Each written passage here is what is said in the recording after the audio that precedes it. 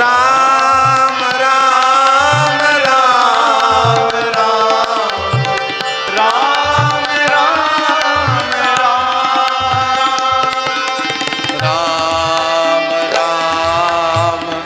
राम राम राम राम राम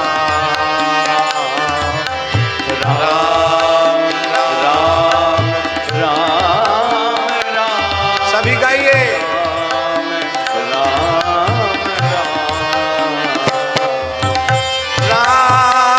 राम राम राम राम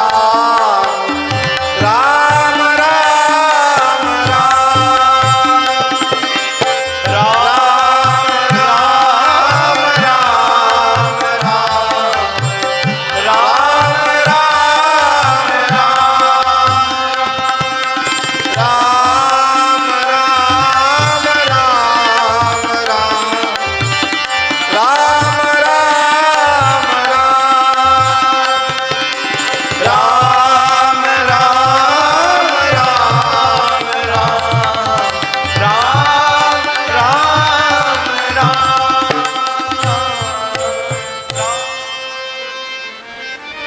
हनुमान जी तो एकदम बेसुध हो गए राम नाम का कीर्तन सुन करके, आनंद में विभोर हो गए।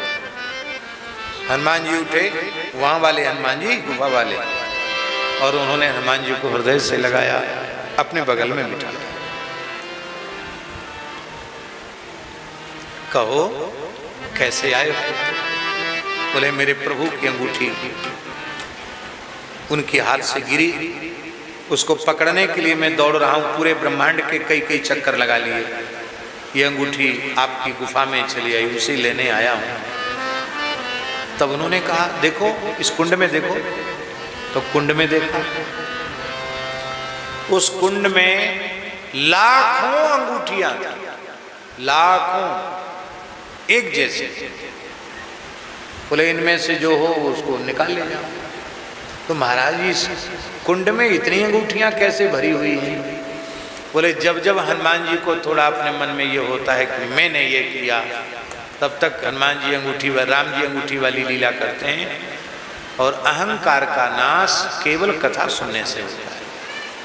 तो तुमको कथा सुनने में लगाना चाहते हैं, इसलिए राम जी ने लीला की है। हमारे साथ भी यही लीला की थी, कोई चिंता की बात नहीं। तो देखो कथा सुनकर जो तुम्हारे मन में संदेह हुआ ना, वो ठीक नहीं था। जिस कल्प में एक डग से समुद्र लांगा था और एक फूंक से लंका जलाई थी, वो हनुमान मैं हूं। क्या वो हनुमान? तुमने अलग तरीके से वही काम किया, हमने अलग तरीके से किया। हमको ज्यादा ताकत देके भगवान ने भेजा था। और हनुमान जी का संदेह दूर हो गया। फिर बोले महाराज एक संदेह तो रह गया, ये अंगूठी तो हनुमान जी वापस ले जाते, तो ये इतनी अंगूठी इसमें कहाँ से आई? ये राम जी की लीला है। जब अंगूठी इसमें गिरती है तो एक रूप अंगूठी का वहीं रह जाता है, और वो दूसरी अंगूठी उसी के जैसी दूसरी अंगूठी से अंगूठी प्रकट होकर के उसे हनुमान जी ले जाते। तुम ले जाओ। लेकर के राम जी की अंगूठी राम जी को दी। बोले कहो हनुमान जी क्या बात है? बोले अब बात तो ठीक है, जितनी सेवा बनेगी उतनी सेवा करेंगे, बाकी अब तो हम कथा ही सुनेंगे। बोलो भक्तवत्सल भगवान की। अब तो हम कथा सुनेंगे। इतने प्रेमी हो गए हनुमान जी कथा श्रवण के कि राम जी अयोध्या से सबको लेकर साकेत जाने लगे। कीट पतंग तक को लेकर के राम जी साकेत गए, सबको ले गए साकेत। हनुमान जी बोले हम नहीं जाएंगे। क्यों आप नहीं जाएंगे? बोले हम यहीं रहेंगे। क्यों रहेंगे? वाल्मीकि रामायण का श्लोक, यावत् तव कथा लोके प्रचरिष्यति पावनी तावत् स्थास्यामि लोकेस्मिन् तवाज्ञामनुपालयन्।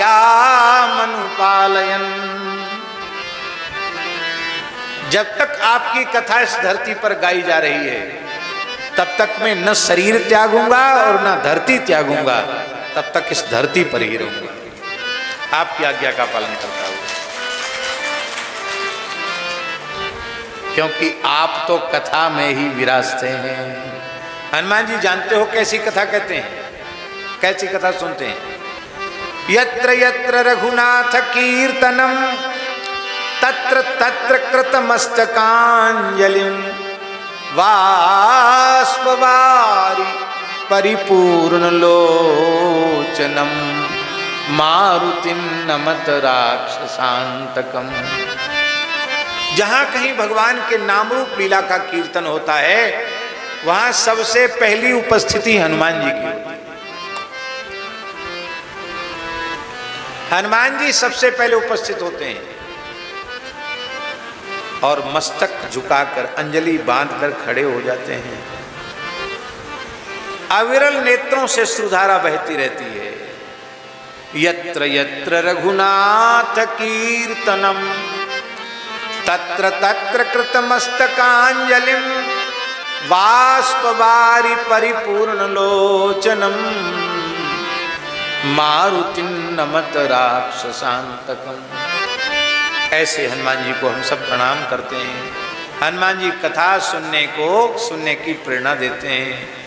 प्रभु चरित्र सुनिवे को रसिया, प्रभु चरित्र सुनिवे को रसिया, राम लखन सीता मन बसिया, राम लखन सीता मन बसिया। ये हनुमान चालीसा की जो चौपाई, इसका अर्थ क्या है? इसका अर्थ ये तो है ही है कि श्री राम जी के चरित्र श्रवण में हनुमान जी बड़े रसिक हैं और उनके हृदय में राम लक्ष्मण जानकी जी निरंतर निवास करते हैं, तो है ही है। दूसरा अर्थ ये है कि तुम भी प्रभु चरित्र श्रवण के रसिक बनो तो तुम्हारे हृदय में भी राम लखन सीता मन बसिया, तुम्हारे मन में भी राम लक्ष्मण सीता जी का निवास हो जाएगा। इसलिए कथा जरूर सुननी। श्रोताओं की भी एक भूमिका होती है। हमारे ठाकुर जी के जो श्रोता हैं वो एकदम नए लोग उतना रसास्वादन नहीं कर पाते हैं, जो कई कथाएं सुन चुके हैं। वृंदावन में देखो, कहीं भी कथा होती है, कैसे कैसे नाम जापक संत, कैसे कैसे लोग कहते हैं कि जिसकी कथा में किसी प्रचार प्रसार की जरूरत न हो और खूब संतों की उपस्थिति हो तो किसकी कथा कराओ? मलुक पीठ वाले को बुला लो। संतों का, ब्रजवासियों का इतना प्रेम है। वृंदावन की स्थिति माता जी ये है कि बड़े से बड़ा विश्व प्रसिद्ध वक्ता वृंदावन जाए तो जितने श्रोता लेके जाएगा उतने श्रोता रहेंगे पास में। ब्रजवासी कोई नहीं जाता सुनने कथा, ब्रजवासी कथा सुनने ना जाए। भाई वाकई तो घर की कथा है, कहाँ सुनने की फुर्सत है। पर इन ब्रजवासियों की इस दास पर इतनी कृपा है कि चाहे नंदगाम में जाएं, चाहे बरसाने में जाएं और चाहे गिरिराज जी में जाएं, संत तो आते ही हैं ब्रजवासी कथा श्रवण करने। अभी 1 महीने की कथा है अपनी सूर्यश्याम गौशाला में, गुरु पूर्णिमा से श्रावण पूर्णिमा तक चंद्र सरोवर पर। वहाँ भागवत जी की कथा चल रही है 17 वर्ष से। कितने वर्षों से? बीच बीच में 15 दिन की भी कथा कह चुके, 1 महीने की भी कथा कह चुके और अभी 9वें स्कंध तक पहुँचे हैं 17 साल में। इस बार विचार है कि 1 महीना में पूरा करने का प्रयास करेंगे, क्योंकि हमारा यजमान जो लगातार कथा सुन रहा है, गौ भक्त हैं, वो भी अब बड़े बूढ़े हो गए, बेचारे बहुत वृद्ध हो गए। तो इस बार मन है कि इस बार पूरा कर देंगे। पर 1 श्लोक के क्रम से कथा चल रही, बहुत आनंद है, बहुत आनंद। वहाँ आप देखना, यहाँ हो सकता है पास के लोग ना आकर कथा सुने, पर आप गिरिराज जी में या ब्रज में कहीं भी कथा सुनने में आप देखना 100 किलोमीटर दूर से लोग आके कथा सुन के फिर चले जाते हैं। आप सोचो, दिल्ली से आके, आगरा से आके कथा सुन के चले जाएंगे। यहाँ भी बहुत दूर दूर से लोग आए, कथा के प्रेमी तो कथा के प्रेमी। इसलिए भैया खूब कथा सुनो। जब कथा सुनते सुनते धीरे धीरे उसका रस आने लग जाएगा, फिर कथा आप जीवन में छोड़ नहीं पाएंगे। सब कुछ छोड़ देंगे पर कथा नहीं छोड़ पाएंगे। कथा में प्रेम हो जाए तो समझ लेना कि जीव का कल्याण बहुत नज़दीक है, बहुत निकट है। भगवान की कथा की ऐसी महिमा। तो मथुरा के ब्राह्मणों में केवल एक न्यूनता थी, वे सब करते थे पर कथा नहीं सुनते थे, इसलिए उनमें भक्ति का उदय नहीं हुआ। और ब्राह्मणी बिचारी कुछ नहीं करती, घर का काम करती थी, पर वो रोज कथा सुनती थी। आपके वो कहाँ कथा सुनने जाती थी? मथुरा की मालिनी वृंदावन में पुष्प लेने जाती थी, फल फूल लेने जाती थी, तो वहाँ भगवान की लीला का दर्शन करके आती थी। और मथुरा की ब्राह्मणियों को वो पुष्प बेचती थी, फल बेचती थी, तो वो पूछती थी आज वृंदावन में कौन सी लीला हुई, आज कौन सी लीला हुई। और वो मालिनियाँ सुंदर सुंदर लीलाओं का वर्णन करती। भैया कथा सुनो, किसी की वाणी से सुनो, पर सुनो कथा। इसमें भेद नहीं, स्त्री पुरुष का भेद नहीं, किससे सुनो किससे मत सुनो। मालिनियों से कथा सुनकर उनके भीतर प्रेम जग गया। वे ब्राह्मणी हैं और कथा सुनाने वाली मालिनी हैं। ध्यान से सुनो, हम क्या कहना चाहते हैं। हम ये कहना चाहते हैं शास्त्रीय विधि से देवताओं की स्थापना करके, गौरी गणेश की, सर्वतोभद्र आदि मंडल की स्थापना करके पुराण का वाचन करना हो तो उसमें शास्त्रीय विधि का पूर्ण आदर करना चाहिए। उसमें पुरुष वक्ता को, ब्राह्मण कुलोत्पन्न वक्ता को ही व्यासासन पर विराजमान करके कथा सुननी चाहिए। ये बिना किसी भेदभाव की बात कह रहे हैं हम। शास्त्र का जो पक्ष है उसको ज्यों का त्यों हम प्रस्तुत कर रहे हैं। बाकी परस्पर भगवान की चर्चा करनी है तो मित्र मित्र से मिलकर करें, माताएं माताओं के बीच में बैठकर चर्चा करें, कोई परेशानी नहीं है। भगवान की मंगलमयी चर्चा करने का अधिकार सबका है। बेटा बाप को सुनावे, बाप बेटा को सुनावे, उसमें कोई वर्ण या आश्रम का भेद नहीं है, क्योंकि भगवत चर्चा है। भगवत चर्चा करने का अधिकार सबको है। बोलो भक्तवत्सल भगवान की जय। जय जय श्री राधे। अब वो ब्रजवासी बालक जैसे ही ब्राह्मणियों के पास गए, उन्होंने सुना श्री कृष्ण आए हैं, बलराम जी आए हैं। अब तो वे व्याकुल हो गई। हाय हाय, आज तक तो जिनकी केवल कथा सुनते थे, आज उनका इन्हीं आंखों से दर्शन होगा। जैसे सावन भादों में नदियां उफान पर आ जाती हैं, बाढ़ पर आ जाती हैं, ऐसी हर्षोल्लास में भर करके उन यज्ञ पत्नियों ने, ब्राह्मणियों ने अपने सोने के चांदी के थालों में सुंदर सुंदर पदार्थ, मिठाइयाँ, भक्ष्य, भोज्य, लेह्य, चोष्य, विविध प्रकार के व्यंजनों को सजा करके वो चल पड़ी। अब ब्राह्मणों की समस्या एक थी कि वो यज्ञशाला से बाहर नहीं जा सकते थे, क्योंकि इस समय क्रिया चल रही थी। उन्होंने वहीं से डांट डपट के, कहाँ जा रही हो? बोले बाद में बात करेंगे, अभी बात करने की फुर्सत नहीं है। हाँ, अभी बात करने का समय नहीं है। अरे हमें सब पता है, कृष्ण बलराम आए हैं, उनको भोजन लेने देने जा रही हो? बोला हाँ। तो कान खोलकर सुन लो। हम लोग कंस की राजधानी में मथुरा में रहते हैं। कंस को पता चल गया तो हमारा जीना मुश्किल हो जाएगा, इसलिए मत जाओ वहां। का तुम डरो कंस से, हमको कंस से भय नहीं, हम तो श्री कृष्ण के पास जाएंगे। तो जा रही हो तो जाओ, लौट के मत आना। बोले ठीक है। वो गई से जैसे ही वहां पहुंची, हाँ हाँ हाँ, क्या कहना।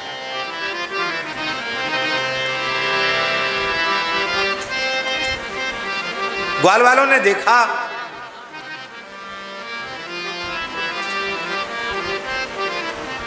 कि सुंदर थालों में पकवान मिष्ठान्न भर करके ला रही हैं। ग्वाल वाल तो बड़े राजी हुए, क्योंकि भूख लग रही थी सबको।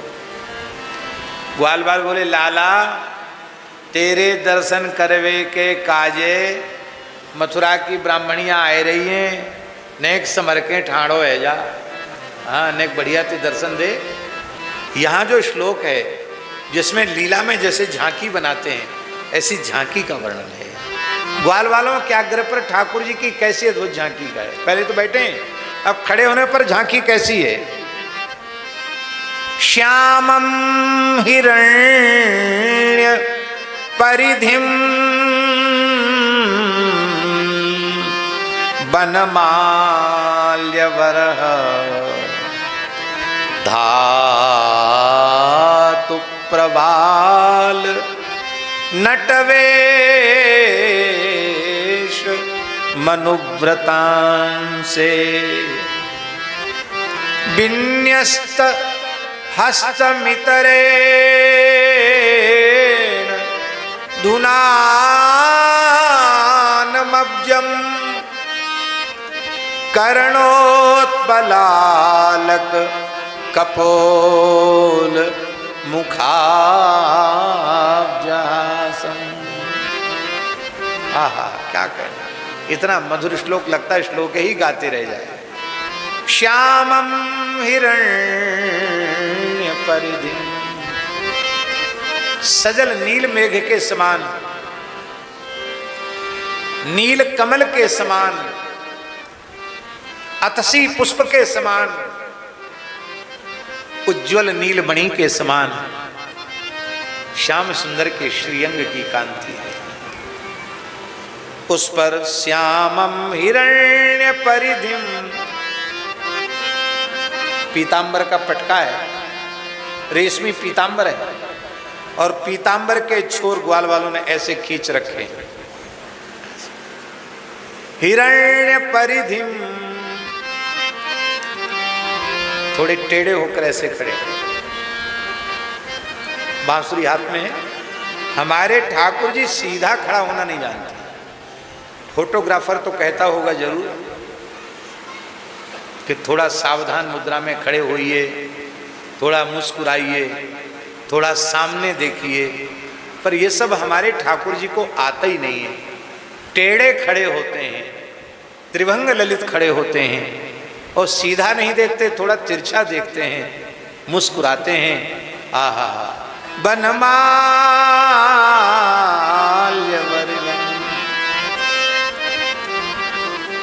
सुंदर वनमाला, तुलसी कुंद मंदार पारिजात सरोरोह, उनसे गुथी हुई सुंदर वनमाला श्रीअंग में, कंठ में शोभायमान हो रही है।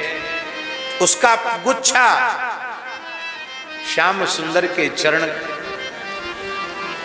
नखमणि चंद्रिका का स्पर्श कर रहा है। मयूर पिच्छ का सुंदर मुकुट है। श्री गिरिराज जी की सुंदर सुंदर वृंदावन की धातुएं प्रकट हो गई श्री कृष्ण श्रृंगार के लिए। दिव्य सुगंध है उनमें। उनको घिस घिस करके सुंदर सुकोमल तूलिकाओं से ग्वाल वालों ने बलराम जी के श्रीअंग पर और श्री कृष्ण के श्रीअंग पर पत्रावली की रचना की। सुंदर सुंदर भुजाओं पर आजकल भी लोग बनवाते हैं ना, क्या बनवाते हैं, टेटू कहते, घेंटू कहते, भगवान जाने क्या कहते हैं। बहुत खराब लगता है, अच्छा नहीं है वो, पता नहीं कौन सा केमिकल लगाते हैं। पर ये भगवान श्री कृष्ण के श्रीअंग पर सुंदर सुगंधित जो दिव्य धातुएं वृंदावन से प्रकट होती हैं, उनसे सुंदर चित्रावली की रचना उनके श्रीअंग पर की गई है। उनकी भुजाओं पर और कपोलों पर सुंदर सुंदर चित्रावली बनाई गई है। ऐसा सजा धजा स्वरूप है जैसे कोई नट अपनी कला को प्रस्तुत करने के लिए मंच पर आया हो, अपने हाव भाव कटाक्ष से सबके चित्त को बरबस अपनी ओर आकृष्ट कर रहा हो। और दाऊ जी इधर खड़े, ठाकुर जी ऐसे खड़े हैं, दाऊ जी के कंधे पर ऐसा हाथ है, ये हाथ दाऊ जी के कंधे पर है, ऐसे दाऊ जी एक हाथ से ठाकुर जी को यहां से पकड़े हैं, मानो अपने कन्हैया को अपनी छाती में समेत अपने से चिपका रहे हैं, अपना आश्लेष प्रदान कर रहे हैं। ठाकुर जी ऐसा सिर किए हुए, ऐसी बांसुरी बजाए, अपना मस्तक दाऊ जी के कंधे पर है, मानो कहते हैं हमने तो अपने आप को दाऊ के हाथों दे दिया है, अपना मस्तक उधर झुकाए हुए हैं। और ध्यान दें झांकी का, बांसुरी ऐसी रखे हैं, इतरेण धुनानमब्जम, ये हाथ से तो बांसुरी पकड़े हैं और इस हाथ से दाऊ जी की गलवैयां दिए हुए हैं। और एक हाथ में कमल का पुष्प, उसको ऐसे ऐसे घुमा रहे हैं, नचा रहे हैं। धुनानमब्जम, मानो वे कह रहे हैं अरे यज्ञ पत्नियों ब्राह्मणियों, ये कमल कमल पुष्प नहीं है, ये प्रेमियों का हृदय कमल है जो मेरे प्रेम से सदा खिला रहता है, मेरे नाम रूप लीला के आस्वादन से खिला रहता है। और इस खिले हुए कमल को तो मैं छोड़ता ही नहीं संसार में, ये संसार सागर में नहीं रहता है तो मेरे हाथ में रहता है। मैं अपने प्रेमियों के हृदय को नचा रहा हूं, नचा रहे हैं। इस झांकी को ब्राह्मणियों ने देखा तो वे ठगी सी रह गई, कुछ बोल न सकी, चित्र लिखित सी रह गई। मन ही मन विचार करने लगी, मालिनियों से जो सुना था वो तो कुछ भी नहीं था, जो सुना था उससे करोड़ों करोड़ों गुना सौंदर्य है इनमें। अब वाणी में सामर्थ्य नहीं है इनके सौंदर्य का वर्णन करने की, क्योंकि मानसी में राम रूप की मी कहो बखानी, राम रूप की मी कहो बखानी, गिरा नयन नयन बीनु वाणी, गिरा नयन नयन बीनु वाणी। राम रूप श्याम रूप का वर्णन कैसे करें? जो आंख देखती है उसमें बोलने की शक्ति नहीं है, और जो जिह्वा बोलती है उसको देखने की शक्ति नहीं है। कौन कहे वर्णन करे? भगवान ने उनका स्वागत किया। स्वागतम वो महाभागा आस्यताम करवाम किम, यन्नो दिदृक्षया प्राप्ता उपपन्न मिदम हिवा। देखिए रास पंचाध्यायी में भी भगवान ने गोपियों से कहा स्वागतम वो महाभागा, और यहाँ यज्ञ पत्नियों से भी कहा स्वागतम वो महाभागा। शुकदेव जी की दृष्टि में महाभाग कौन है? बहुत उत्तम कुल में जन्म ले लिया, बहुत उच्च पद प्राप्त कर लिया, बहुत अधिक शास्त्रों को पढ़ लिया, संसार में बड़ी मान बड़ाई पद प्रतिष्ठा मिल गई। संसार की दृष्टि में तो वो भाग्यशाली है, महाभाग है। पर परमहंस चक्र चूड़ामणि, आचार्य महामुनीन्द्र, विरक्त शिरोमणि, परमहंस चक्र चूड़ामणि श्री शुकदेव जी की दृष्टि में वो महाभाग नहीं हो सकता। शुकदेव, अब क्या कहें, समय नहीं है। नहीं, महाभाग शब्द भागवत में कहाँ कहाँ आया, सब पर विचार करने की आवश्यकता है। अम्बरीशो महाभाग सप्तद्वीपति में, मन में तो आता, कई किसी प्रवचन में हमने किया भी है। प्रथम स्कंद से लेके 12वें स्कंद तक कहाँ कहाँ महाभाग शब्द आया, तो किस किस अर्थ में महाभाग शब्द का प्रयोग किया।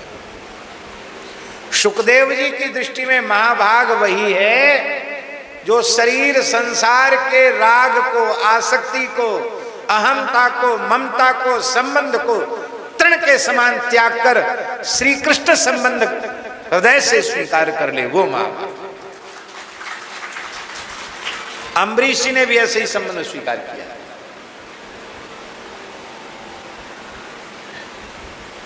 इन्होंने भी ऐसे ही स्वीकार किया। स्त्रियों के मन में चिंता होनी चाहिए थी कि नहीं, मेरे पति, पुत्र, भाई, पिता सभी तो यज्ञ में थे, वो सब मना कर रहे हैं, और उन्होंने ये भी कह दिया कि जा रही हूँ तो लौट के मत आना, तो हमारा क्या होगा, फिर हम कहाँ रहेंगे? ये चिंता उन्होंने नहीं की। तुम हमको अभी छोड़ रहे, हम पहले ही तुमको छोड़ते, क्योंकि मानव जन्म का फल केवल भगवत प्राप्ति है। इसलिए सारे संसार के संबंधों को तिलांजलि देकर श्री कृष्ण की शरण में आई हैं, इसलिए श्री कृष्ण उनको महाभागा कह रहे हैं। गोपियां भी ऐसे ही भगवान की शरण में रास में आई, इसलिए उनको महाभागा कहा। और गोपियां खुद कहती हैं, क्या कह रही? पति सुतान्वय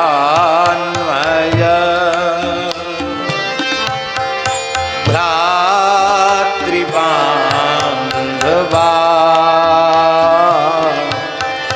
नति विलंघ्यते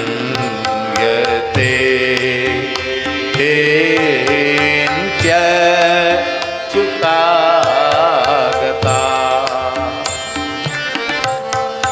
गति विदस्तवो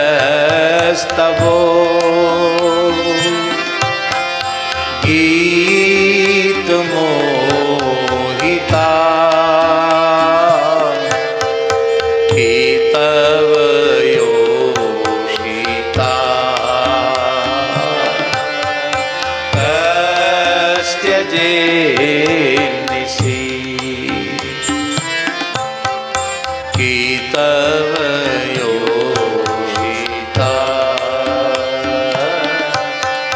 कस्त्यजे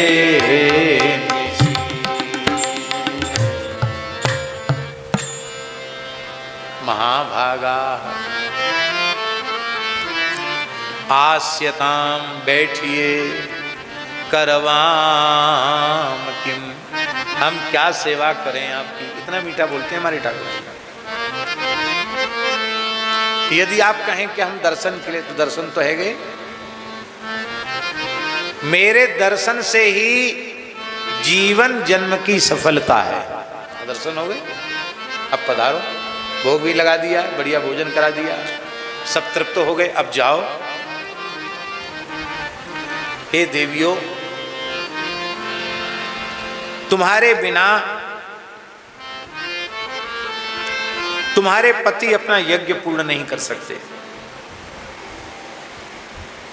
तो तुम अपने पतियों के यज्ञ पूरे करो। ब्राह्मणियों ने कहा, मयिवं विभोरहति भवान गदितुं नृशंसं सत्यं कुरुस्व निगमं तव पादमूलं प्राप्ता वयं तुलसीदाम पदावसृष्टं केशैर्निवोढुमतिलंघ्य समस्त बंधु। क्या बढ़िया बात। हे विभो, इतनी कठोर वाणी आप न बोलें, आप वेद को सत्य करें। हम वेद की दुहाई देती हैं। वेद में लिखा है, जो जीव आपकी शरण में आ जाता है वो लौट कर फिर संसार में नहीं जाता। हे श्याम सुंदर, हम आपकी शरण में आकर फिर संसार में चली जाएं, वेद झूठा हो जाएगा। आप वेद वाणी को सत्य कीजिए।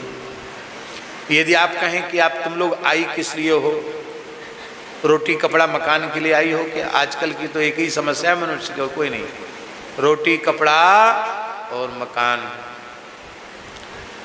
कौन मांगता है रोटी कपड़ा और मकान? आज मांगता हिंदुस्तान। भैया रोटी कपड़ा मकान में ही रह जाओगे, भगवान नहीं मिलेंगे। बुरी तो लग रही होगी हमारी बात, पर आज का हिंदुस्तान रोटी कपड़ा मकान मांगता है। प्राचीन हिंदुस्तान केवल भगवत साक्षात्कार मांगता था। इसलिए द्वेष नहीं था, कलह नहीं था, क्लेश नहीं था।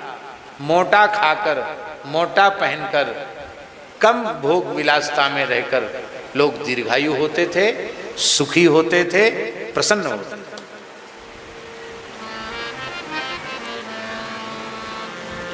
आज मनुष्य की आवश्यकता केवल इतनी रह गई। सरकारी तौर पर जहां कहीं जन सेवा के कार्य हो रहे हैं, अच्छे कार्य होने ही चाहिए। राजा का धर्म है प्रजा की सेवा। पर हम एक स्वाभाविक बात कहने जा रहे हैं, मनुष्य को उद्योग शून्य, पुरुषार्थ शून्य बनाकर कोई सेवा नहीं करनी चाहिए। नहीं आई बात हमारी ध्यान में? फ्री में अन्न, फ्री में भोजन, सब काम फ्री में, तो उनको आप पुरुषार्थी बना रहे हैं कि आप उनको आलसी बना रहे हैं? क्या बना रहे हैं बताओ?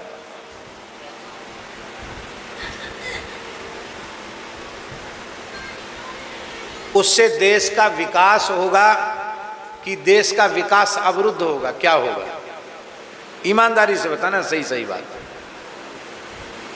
हाँ, कुर्सी अविचल जरूर हो सकती है, फ्री बिजली, फ्री पानी, फ्री अन्न, और तो कुछ नहीं मिलेगा। पर कुर्सी भी कब तक रहेगी? जब हम ही सदा नहीं रहेंगे तो कुर्सी कहां से सदा रहेगी?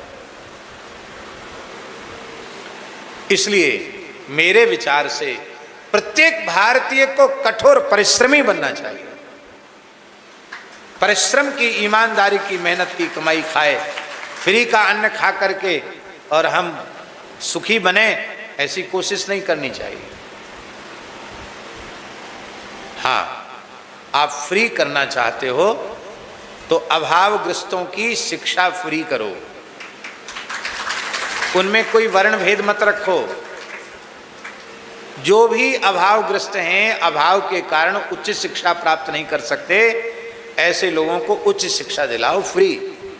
फ्री शिक्षा, फ्री चिकित्सा आप कराओ।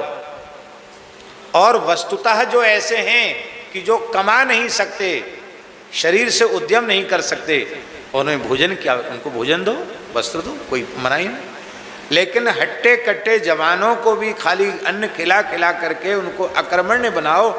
आज काम करने वाले मजदूर नहीं मिल रहे हैं। हम झूठ बोल रहे हैं तो बताओ?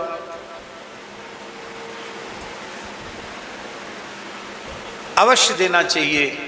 संकट के समय राजा को प्रजा की सेवा करनी चाहिए, लेकिन संकट दूर होने के बाद फिर सबको मिलकर राष्ट्र निर्माण में अपना योगदान करना चाहिए। ये बात तभी मन में आ सकती है जब हमारा कोई अपना निजी स्वार्थ न हो, निजी आग्रह न हो, केवल हम राष्ट्र का सर्वांगीण विकास चाहते हों, उन्नति चाहते हों, तभी ये बात आएगी, नहीं तो ये बात नहीं आएगी।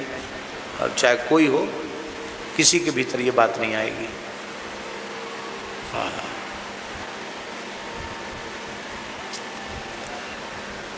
यज्ञ पत्नियां कह रही हैं, हम कोई प्रयोजन लेकर नहीं आई हैं कि हमको रोटी कपड़ा मकान दो, कुछ नहीं चाहिए। आपके चरणों में जो तुलसी की हरी हरी माला है ना, चंदन से चर्चित आपके श्री युगल चरण कमल हैं, इनको उठाकर हमारे मस्तक पर रख दीजिए। आपके चरणों में चढ़ी हुई तुलसी की माला हमारे केसों में उलझ जाए, अर्थात आपकी चरण रज हमें मिल जाए, हमारी और कोई कामना नहीं। ये निष्काम है। और भगवान, इधर आप कहते हैं कि चली जाओ, हमारा काम हो गया, हमने खा पी लिया, और उधर उन्हें हमारे पतियों ने कह दिया कि तुम लौट के घर में आना नहीं, तो हमारी तो बड़ी समस्या होगी। धोबी का कुत्ता घर का ना घाट का। इधर से आपने मना कर दिया, उधर उन्होंने पहले ही मना कर दिया है। भगवान बोले, देखो, मैं जिस जीव को स्वीकार कर लेता हूं अपनी सेवा में, देवताओं का भी साहस नहीं है उसका तिरस्कार कर सके। हाँ, देवा अप्यनुमन्यते, देवता भी आदर करते हैं। जाको आदर हरि करें, तासु निरादर कौन। भगवान जिसका आदर करते हैं उसका अनादर करने की ताकत संसार में किसी में नहीं। हम आपका आदर कर रहे हैं, आप यहां से जाओ तो सही, तुम्हारे पति पुत्र पिता ससुर पलक पावड़े बिछाए मिलेंगे कि हमारे घर की बहू बेटी कम से कम भगवान का प्रत्यक्ष दर्शन करके तो आई। और देखो देवियों, जो तुमने कहा कि आप हमको त्याग रहे हो, नहीं, ये बात नहीं है। तुम्हारे जैसे निष्काम भक्त मेरे हृदय में हैं, और मैं भी ऐसे निष्काम भक्तों के हृदय में ही निवास करता हूँ। तुम मेरे हृदय में हो और मैं तुम्हारे हृदय में हूँ। अब ब्रज लीला हमारी जब संपन्न होगी, उसके बाद मथुरा लीला होगी, फिर द्वारिका लीला होगी, तो तुम मेरी मथुरा लीला द्वारिका लीला का अनुभव करोगी। भगवान ने उन्हें आश्वासन दिया। और महाराज जी जब वो लौट करके गई तो भगवान की वाणी सत्य हुई। उनके पति, पुत्र, भाई सबके सब खड़े थे अगवानी करने के लिए। और जैसे ही वे आईं, सबने दंडवत प्रणाम किया और वे कहने लगे, क्या कहने लगे? दिग्जन्म नस्त्रव्रत विद्याम दिग्व्रतम दिग बहुज्ञताम धिक्कुलम धिक्रियादार्क्ष्यम विमुखा ये त्वधोक्षजे। वे ब्राह्मण कहने लगे कि हमारा जन्म उत्तम ब्राह्मण कुल में हुआ है, पर धिक्कार है। हमने वेदत्रयी ऋग्वेद, यजुर्वेद, सामवेद का विधिवत स्वाध्याय किया है, हमारे वेद ज्ञान को भी धिक्कार है। हमने 14 प्रकार की विद्याओं के रहस्यों को विधिवत समझा है, हमारी विद्वत्ता को भी धिक्कार है। हमने बृहद्व्रत ब्रह्मचर्य व्रत का पालन किया, उसको भी धिक्कार है। हमने बहुत से शास्त्रों का बोध प्राप्त किया, बहुत सी विद्याओं को समझा, उसको भी धिक्कार है। हमारे कुल को भी धिक्कार है, हमारे कर्मकांड की कुशलता को भी धिक्कार है, क्योंकि हम भगवान से विमुख हैं।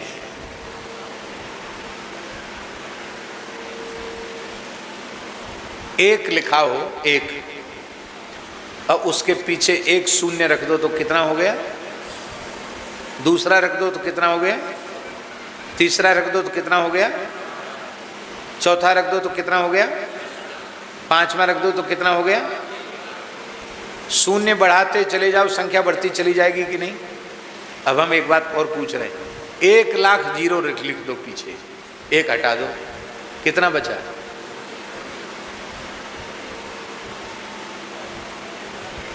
10-20 शून्य नहीं, 1,00,000-2,00,000 जितने तुम पे लिखते बने उतने शून्य लगा दो, एक हटा दो, क्या बचेगा?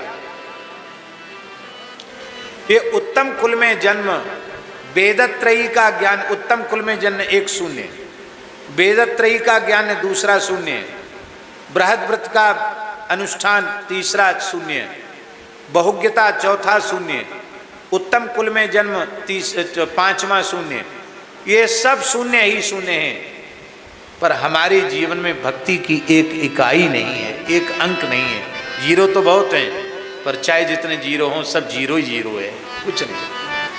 और इन ब्राह्मणियों के जीवन में कुछ नहीं है, पर भक्ति का एक अंक है।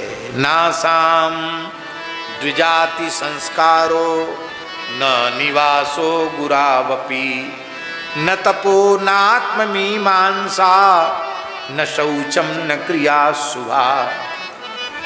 इनके द्विजाति संस्कार नहीं हुए। जैसे ब्रह्मचारी मुंडित सिर करा के चोटी रख करके जनेऊ धारण करता है, ऐसा तो माताओं का नहीं होता। अग्नि गुरु की उपासना इन्होंने नहीं की, न इनमें तप है, न आत्ममीमांसा है, न शौच है, फिर भी ये धन्य है, क्योंकि श्री कृष्ण चरण कमलों में इन्हें प्रेम की प्राप्ति हो गई है। चलो कोई बात नहीं, हम लोग भी धन्य ही हैं। हमारी ऐसी बेटी, हमारी ऐसी बहू, हमारी ऐसी बहन, हमारी ऐसी पत्नी है तो कृष्ण भक्त है। इसका मतलब है आपको भजन करने की फुर्सत नहीं है, करना तो सबको चाहिए। माता जी ने बहुत अच्छी बात कही थी होशियारपुर में, हमको मन में बैठ गई। माता जी ने कही, भाई कल्याण तो आपके ससुर जी बोलते थे ना, खुद भजन करने से कल्याण होगा। हाँ, दान पुण्य का पुण्य मिलेगा, लेकिन साधन का लाभ तो स्वयं साधन करने से मिलेगा। खुद भजन करोगे तो भजन का लाभ मिलेगा।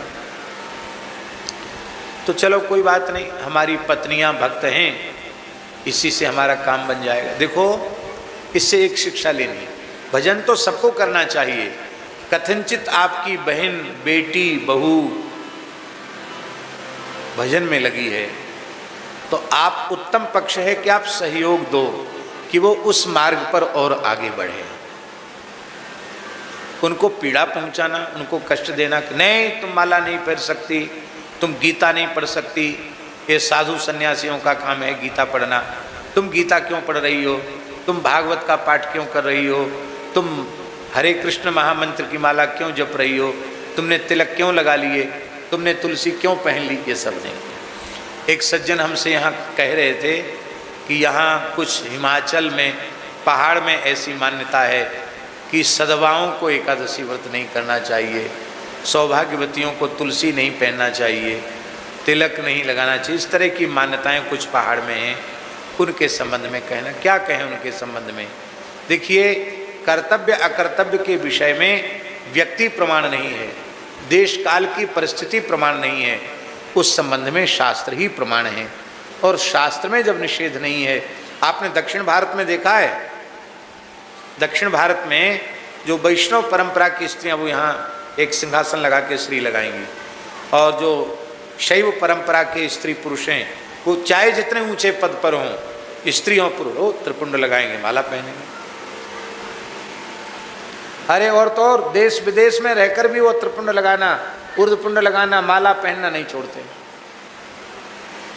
एक बहुत बड़े भारत सरकार की कंपनी के चीफ थे कलकत्ते में, उनका एक लड़का अमेरिका में डॉक्टर, एक बहुत बड़ा इंजीनियर।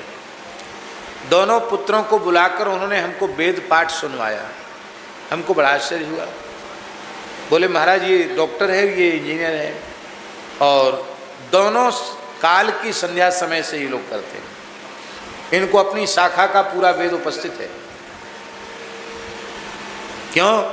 बोले हमारे पिताजी ने, हमारे दादाजी ने हमको एक ही बात सिखाई थी कि भाई कुछ भी पढ़ो लिखो, पर ये बात कभी मत भूलना कि पहले हम भारतीय हैं, उसमें भी फिर हम मनुष्य हैं, मनुष्य में भी हम सर्वोच्च कुल ब्राह्मण कुल में पैदा हुए हैं, और उस ब्राह्मण कुल में पैदा हुए हैं जिनके चरण राम जी ने पूजे हैं। बोले हम लोग महादानपुरम के हैं, दक्षिण भारत में राम जी ने रामेश्वरम स्थापना करके हमारे चरण धोए थे, हमको दान दक्षिणा दी थी, हम महादानपुरम के हैं, राम जी हमारे यजमान हैं।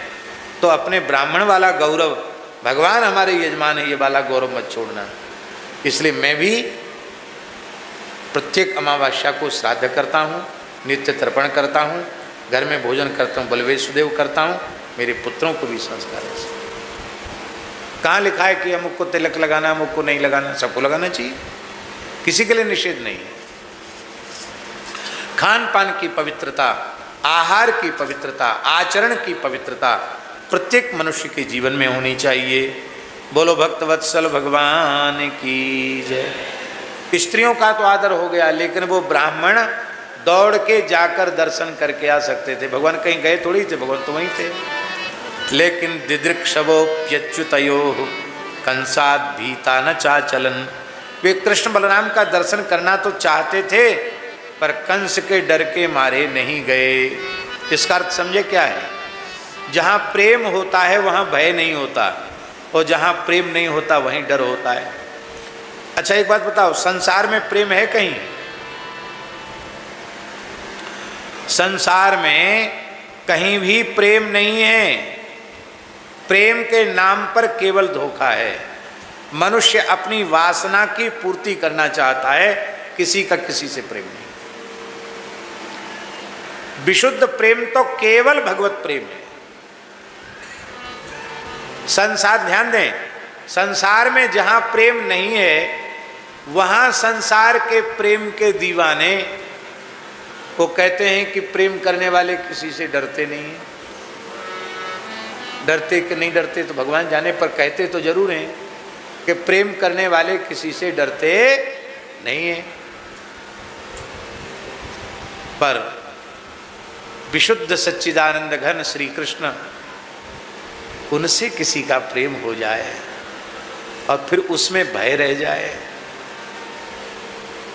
अरे संसार में प्रेम नहीं है, पर संसारी प्रेमी निर्भय हो जाते हैं, तो भगवान का प्रेमी भक्त निर्भय भला क्यों नहीं होगा? प्रहलाद जी को कहां भय, ध्रुव जी को कहां भय, मीराबाई को कहां भय? जहां प्रेम प्रकट हो जाएगा वहां भय नहीं रह सकता। इसलिए संत श्री कबीरदास जी ने कहा, राम सुमिर जग लड़वा दे तू तो, राम सुमिर जग लड़वा दे तू तो, राम सुमिर जग लड़वा दे तू तो, राम सुमिर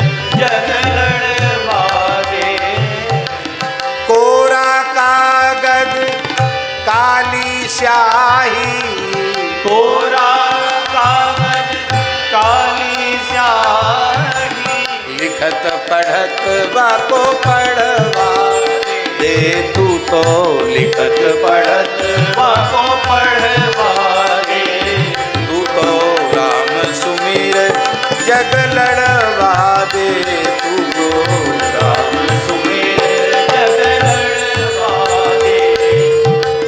हाथी चलत है अपनी गत में, हाथी चलत है अपनी गत में, उतर भुकत बाको भुकवा दे, उतर भुकत बाको भुकवा दे।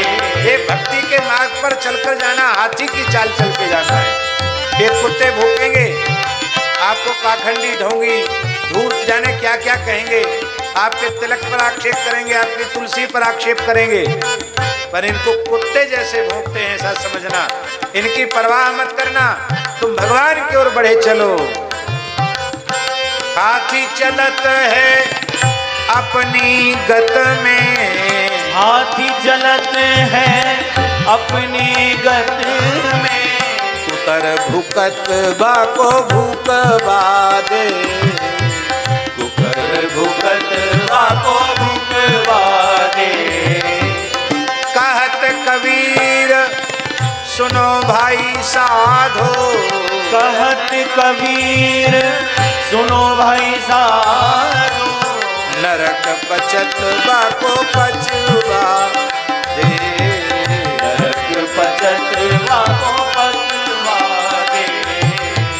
राम सुमिर जग लड़वा दे, राम सुमिर जग लड़वा दे। तब क्या काम करें? संसार का सारा व्यवहार करते हुए भी नाम स्मरण मत छोड़ो।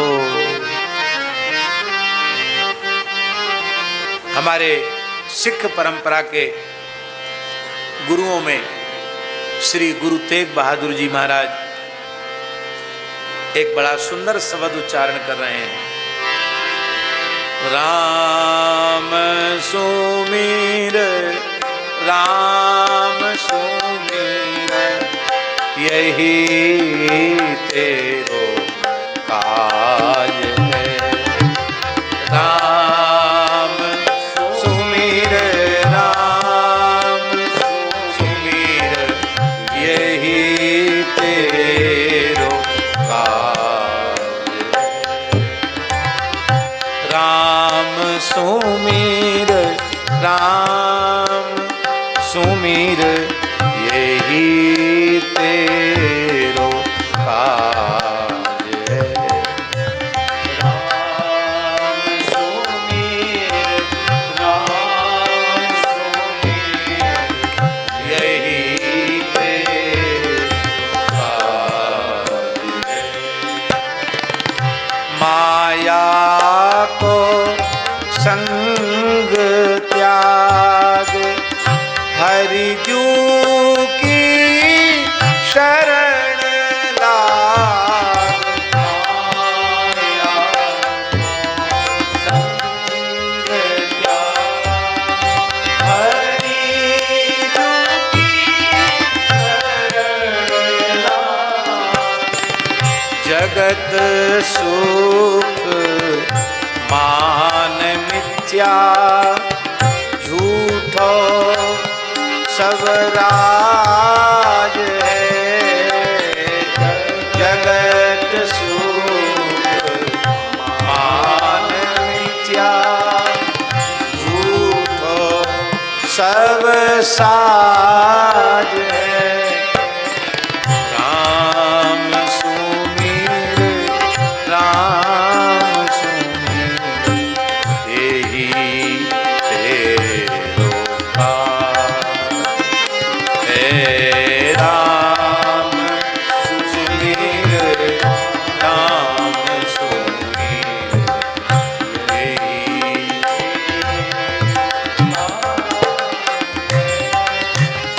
सुपने ज्यों धन पिछान काहे पर करत मान,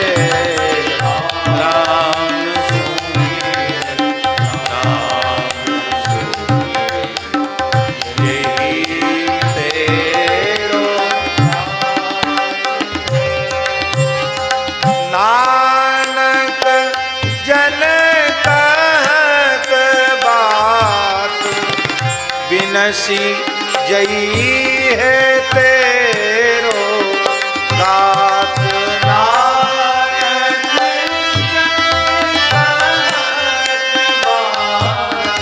कीन सी जई है तेरो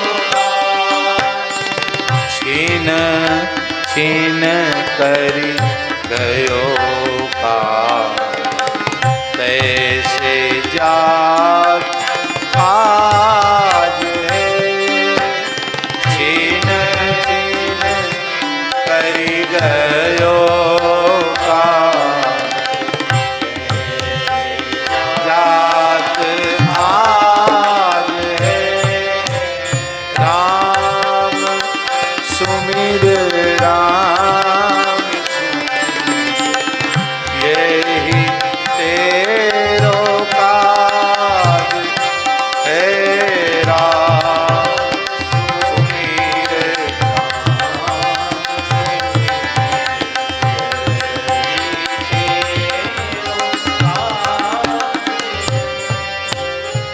इसके बाद भगवान की इंद्र यज्ञ निवारण की लीला है। अहंकारी इंद्र के मान को मर्दन करने के लिए इंद्र का यज्ञ रुकवाया। इंद्र क्रुद्ध हो गया, वर्षा आरंभ हो गई। भगवान ने ब्रजवासियों की गोप वंश की रक्षा, गायों की, ग्वाल वालों की रक्षा करने के लिए 7 दिन 7 रात्रि तक गिरिराज जी अपनी कन्या उंगली पर धारण किया। इंद्र के मान का मर्दन किया, गिरिराज जी का पूजन कराया, गिरिराज जी को 56 भोग लगा। शुरभी गाय ने भगवान को अभिषेक किया और भगवान का नाम गोविंद रखा। बोलो गोविंद भगवान की। वरुण लोक से भगवान निकाल करके नंद बाबा को लाए हैं और ब्रजवासियों के आग्रह पर पुनः उन्हें भगवान ने अपने वैकुंठ का दर्शन कराया है। भगवान की सुंदर रासलीला का वर्णन किया गया है। 6 महीने की ब्रह्मा जी की रात्रि पर्यंत रास करके भगवान ने गोपियों के मनोरथ को पूर्ण किया है और कामदेव के मान का मर्दन किया है। विक्रीडितम ब्रजवधू भिरिदंच विष्णु श्रद्धान्वितो न शुणुयादथ यद्या भक्तिम पराम भगवती प्रतिलभ्य कामम हृदरोग मास्वप हिनोत्य चिरण धीरा।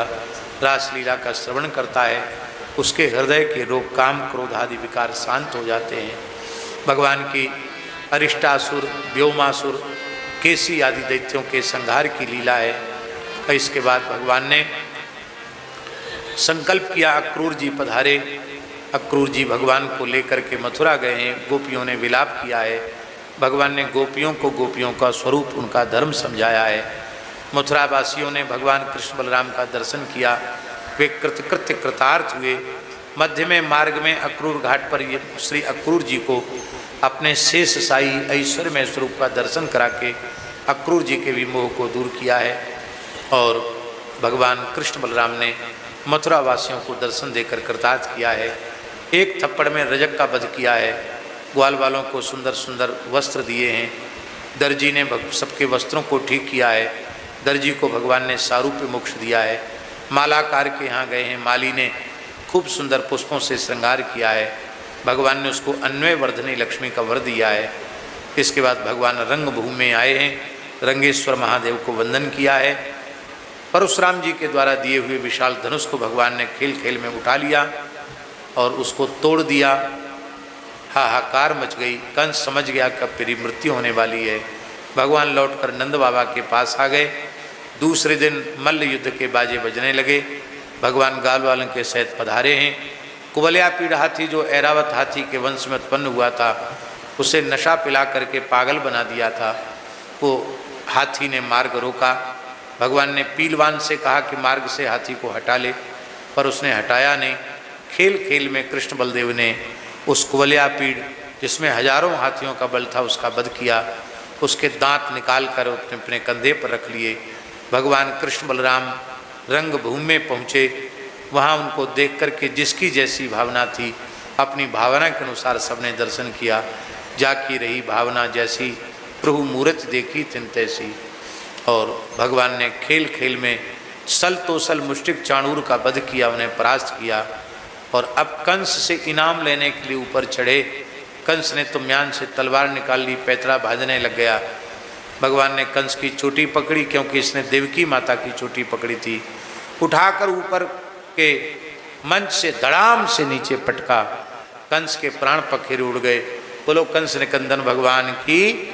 कंक निग्रोध आदि भाइयों का दाऊ जी ने वध कर दिया। कंस का संस्कार कराया गया। भगवान का यज्ञोपवीत संस्कार हुआ और भगवान सांदीपनि महर्षि के यहाँ पढ़ने के लिए गए। 1 वर्ष में संपूर्ण वेद वेदांग पढ़ करके आए। दक्षिणा में मृत गुरुपुत्र वापस किया और भगवान ने उद्धव जी को ब्रज में भेजा। उद्धव जी गोपियों का संग प्राप्त करके दर्शन करके महान संत प्रेमी संत बनकर आए हैं। भगवान ने उद्धव जी को हृदय से लगाया। अक्रूर जी को पांडवों का समाचार लेने के लिए भगवान ने भेजा है। कंस मारा गया है। कंस का ससुर जरासंध 23 अक्षौणी सेना लेकर 17 बार आया। भगवान ने उसे परास्त कर दिया। 18वीं बार वह ब्राह्मणों को कारागार में डालकर आया। इधर नारद जी की प्रेरणा से कालयवन 3 करोड़ म्लेच्छों की सेना लेकर आया और भगवान ने खेल खेल में दाऊ जी ने म्लेच्छों की सेना का संहार किया। मुचकुंद की दृष्टि से कालयवन को भस्म कराया और इधर जरासंध आया। भगवान ने अपने संकल्प से मथुरा वासियों को द्वारिका पुरी का निर्माण करके वहाँ भेज दिया था और भगवान कृष्ण बलराम जरासंध के आगे से भागे। प्रवर्षण गिरी गिरनार पर्वत तक भगा कर ले गए। वहाँ से भगवान अंतर्धान होकर द्वारिका पहुँच गए। इसने पूरे पहाड़ में आग लगा दी और समझ लिया कि मेरा शत्रु मर गया। प्रसन्न होकर चला आया। ब्राह्मणों को मुमांगी दक्षिणा दी। भगवान ने तो ब्राह्मणों के प्राण बचाने के लिए युद्ध के मैदान छोड़कर भागने की लीला की थी। इधर श्री रेवत महाराज अपनी पुत्री को लेकर के रेवती को लेकर के आए हैं। दाऊ जी के साथ विधिवत विवाह किया। बोलो रेवती रमण भगवान की। नारद जी महाराज कुंडनपुर पधारे हैं। श्री कृष्ण चरित्र सुनाया है। रुक्मिणी साक्षात महालक्ष्मी हैं। उन्होंने श्री कृष्ण का वर्ण करने का निश्चय किया है। माता पिता ने रुक्मिणी के भाव का अभिनंदन किया है, किंतु रुक्मिणी का बड़ा भाई रुक्मी बड़ा दुष्ट था। उसने कहा मैं अपनी बहन का विवाह कृष्ण के साथ नहीं शिशुपाल के साथ करूँगा। उसकी चलती थी घर में। उसने हठपूर्वक शिशुपाल के साथ संबंध तय कर दिया। शिशुपाल बारात लेकर आ गया और रुक्मिणी ने पत्र लिखा, एक ब्राह्मण के कुल पुरोहित ब्राह्मण के हाथ से भेज दिया द्वारिका। भगवान ने रुक्मिणी का पत्र पढ़ा। भगवान रोने लगे। श्रुत्वा गुणान भुवन सुंदर शृण्वताम ते निर्विश्य कर्ण विवरी हर तुंग तापम रूपम दृशाम दृश्यमता मखिलार तरावम त्वय्यच्युता विशति चित्त मपत्रपम में। भगवान ने 7 श्लोक पढ़े, मानो सप्तपदी के लिए रुक्मिणी प्रेरित कर रही है। भगवान बिना किसी को बताए पधारे। देखो क्या कहें, समय हो गया, लेकिन कुछ बात कहनी बहुत जरूरी है। अंतरजातीय विवाह बहुत धड़ल्ले से हो रहे हैं। ये सनातन धर्म का सर्वनाश करने वाले हैं। किसी जाति से द्वेष मत करो, किसी से घृणा मत करो, पर विवाह अपनी प्राचीन परंपरा के अनुसार ही करो। अंतरजातीय विवाह मत करो। अंतरजातीय विवाह से वर्ण संकरता आएगी और वर्ण संकरता नरक ले जाने वाली। शंकरो नरका यैव कुलघ्ना नाम कुलस्य च। मातृकुल पितृकुल की परंपरा सुरक्षित रहे, हमारे कुल धर्म सुरक्षित रहें, इसके लिए अंतरजातीय विवाह की कभी सलाह न देनी चाहिए, न करना चाहिए। दूसरे लोग कहते हैं कि आज कोई लड़की चिट्ठी लिख दे किसी को तो बुरा क्यों माना जाता है। रुक्मिणी ने चिट्ठी लिखी कृष्ण के लिए कि नहीं लिखी? पर बहुत ध्यान से सुने, भारतीय कन्याएं स्वयंवरा नहीं होती हैं, वह अपने माता पिता की इच्छा के अधीन होती हैं। ये अपने मनमाफिक किसी लड़के को चुन लेना, ये विदेशी सभ्यता है, ये भारतीय सभ्यता नहीं। रुक्मिणी जी के पिताजी रुक्मिणी जी का विवाह कृष्ण के साथ करना चाहते हैं। रुक्मिणी की माता कृष्ण के साथ विवाह करना चाहते हैं। रुक्मिणी के और भाई भी विवाह करना चाहते रुक्मिणी का कृष्ण के साथ। पूरी प्रजा कृष्ण के साथ विवाह चाहती, अकेले रुक्मिणी ऐसा है जो नहीं चाहता। तो अपने स्वयं के और सबके मत को विचार करके एक ब्राह्मण के हाथ से रुक्मिणी ने पत्र लिखा, तो इसमें क्या अनुचित है? समाज सुधार के लिए भगवान की कथाएं हैं, समाज को विकृत करने के लिए कथाएं नहीं है।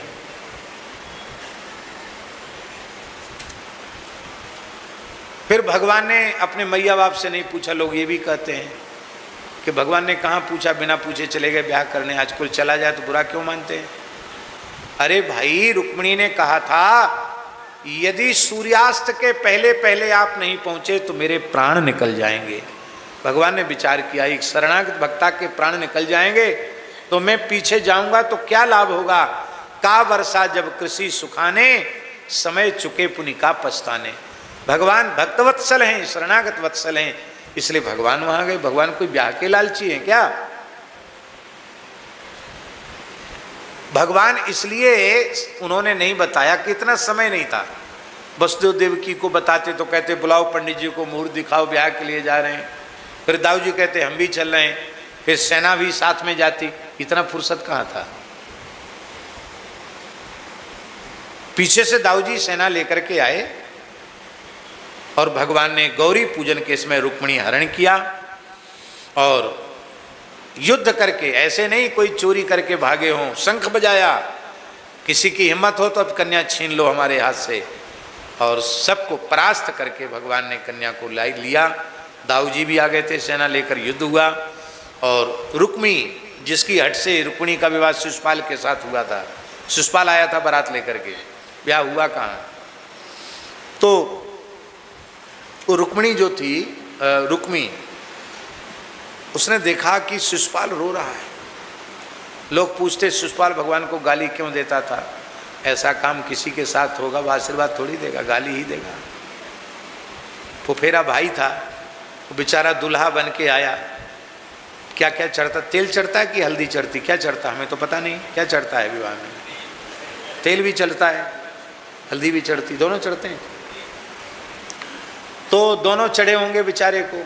दुल्हा के सारे नेक जोक उसके हुए और दुल्हन ठाकुर जी ले गए। तो झगड़ा बुरा नहीं लगे, वो क्या होगा। बहुत दुखी था, रो रहा था, मैं कैसे मुंह दिखाऊंगा, पहले ब्याह में हालत मेरी हो गई। रुक्मिणी ने कहा भले ही मेरी बहन को लेके कृष्ण चले गए हैं, पर हम तो जीजाजी तुमको ही मानते हैं। हाँ, हमने यदि कृष्ण का वध करके और अपनी बहन का विवाह तुम्हारे साथ नहीं कर दिया तो मैं कुंडनपुर में प्रवेश नहीं करूंगा। भगवान हंसने लगे इसके पराक्रम को देखकर। खेल खेल में इसके रथ को, सारथी को, अश्वों को, ध्वजा को, सेना को समाप्त कर दिया। अंत में ढाल तलवार लेकर दौड़ा। भगवान ने ढाल तलवार के भी टुकड़े टुकड़े कर दिए। इतना वीर था, कोई अस्त्र शस्त्र नहीं, फिर भी घूंसा उबार करके दौड़ा, जैसे कोई पतिंगा आग में कूदना चाहे।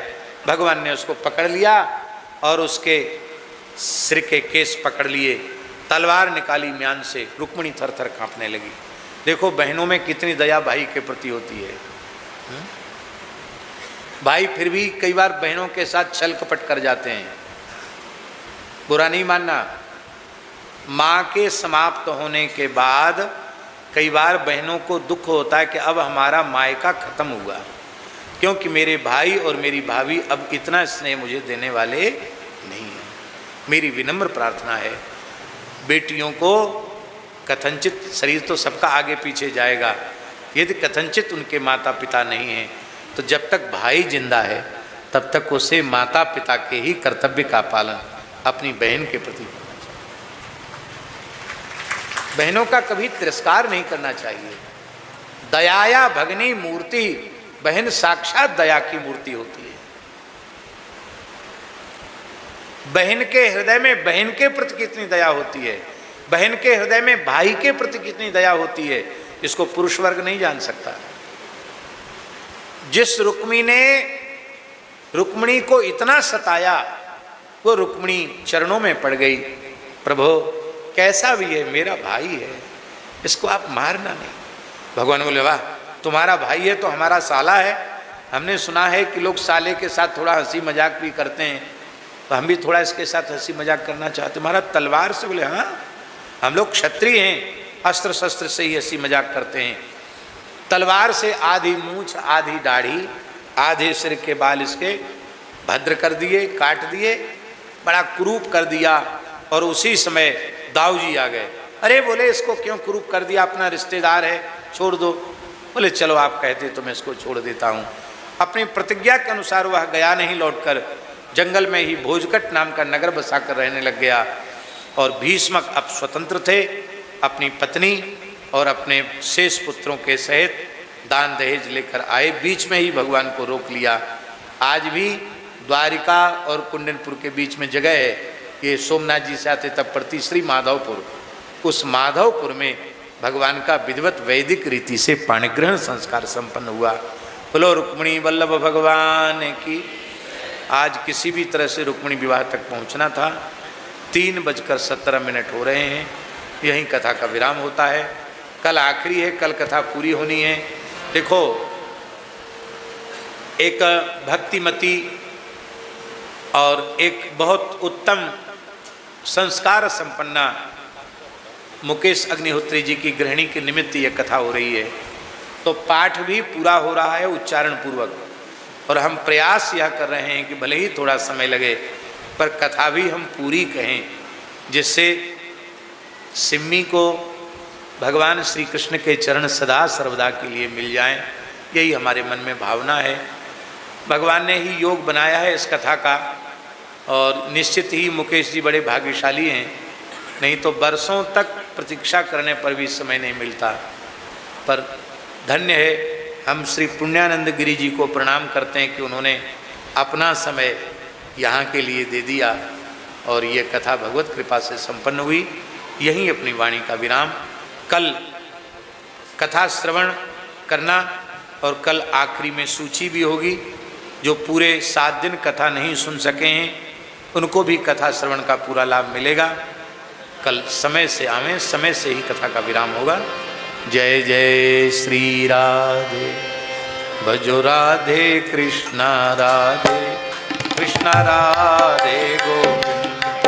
भजो राधे कृष्णा राधे कृष्णा राधे गोविंद।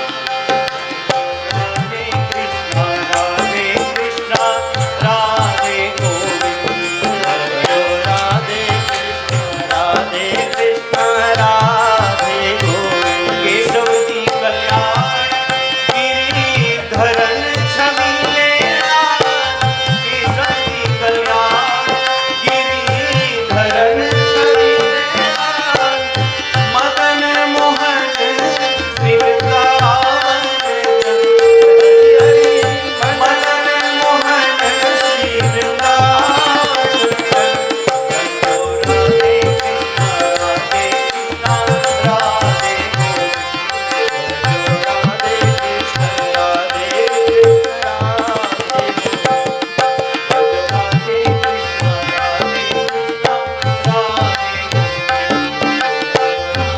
कृष्णा राधे गोविंद। देवकी को सैया बलदेव जी को सैया। देवकी को सैया बलदेव के सैया। जाप मुख देखे कटत यम पंथ। हरे हरे जाट मुख देखे कटत यम पंथ। भजो राधे कृष्णा राधे कृष्णा राधे गोविंद। भजो राधे कृष्णा राधे कृष्णा राधे गोविंद। चतुर्भुज चक्रपाणि देवकी नंदन देव। चतुर्भुज चक्रपाणि देवकी नंदन देव। चतुर्भुज चक्रपाणि देवकी नंदन देव। चतुर्भुज चक्रपाणि देवकी नंदन देव। नंद को नंदैया स्वामी असुर निकंद। हरि हरि नंद को नंदैया स्वामी असुर निकंद। भजो राधे कृष्णा राधे कृष्णा राधे गोविंद। भजो राधे कृष्णा राधे कृष्णा राधे। ब्रज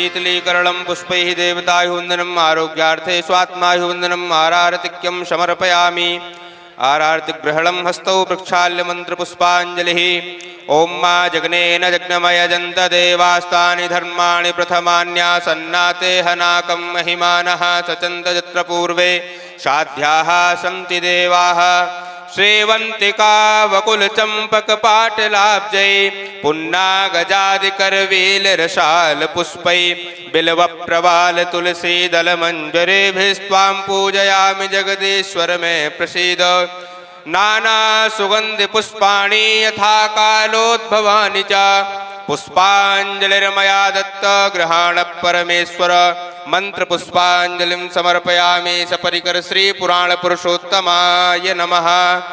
श्री वृंदावन विहारी लाल की जय।